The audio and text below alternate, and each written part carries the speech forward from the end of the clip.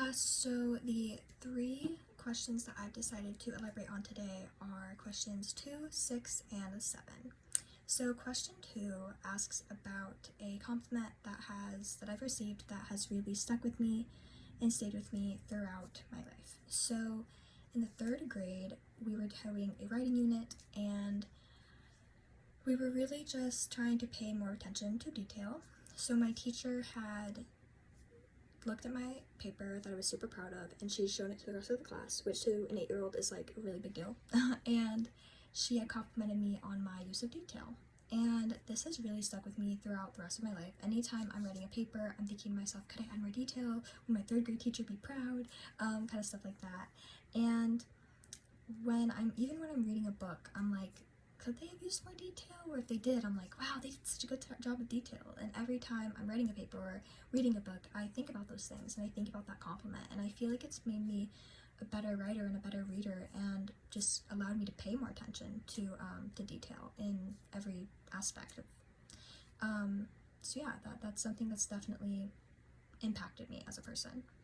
Next was question 6, which is regarding the worst boss I've ever had. So this is an old GM of mine, and this GM was new to the GM realm. He had never been a GM before, and it was kind of obvious.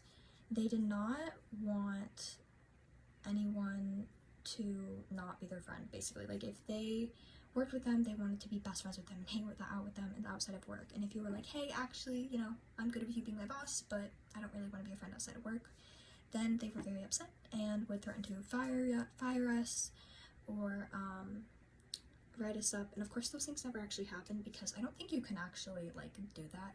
But it was stressful in the moment, and anytime we had an issue, we could not come to them. They would just blame us, or if we had a bad day or anything like that, a bad close or whatnot, they wouldn't address the actual issues of that, but instead just be like, they're terrible workers, let's fire them. And that was really stressful at the time.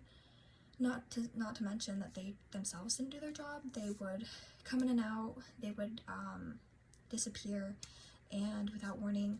And when they were there, they would just walk around. They wouldn't help us. They would just look busy, and it was really annoying, quite frankly. And ultimately, the biggest issue I feel like is with that GM was that the lack of communication. I mean, if they had just communicated with us better, that would have been a lot better for everyone involved and made that situation go a lot better. And lastly, my best and worst customer service experiences. My best customer service experience was probably when this gentleman, who was a regular, but I don't really remember seeing him a lot before. I did remember him when there was a tornado, and I had to escort him to the back hallway just so he was not blown away by this tornado. Well, this day, unfortunately, was incredibly busy, and we were really understaffed. So he was complimenting me and telling me how amazing I was doing, and it was a really stressful time since we were really understaffed at the moment. But I was of course very appreciative, and he turns to the line and starts telling them, hyping me up, oh, she's such a good worker, she's doing such a good job, you're gonna love it, like the food she makes for you. It was a really good feeling, but unfortunately I was super stressed out that these customers were gonna be like, I'm waiting for my food, which is totally understandable. And to my surprise, they all turn to me and agree, and they're like, yeah, no, I was gonna say the same thing. And they're all applauding me and telling me how amazing I am, and that made me feel really good about myself. It was really awesome.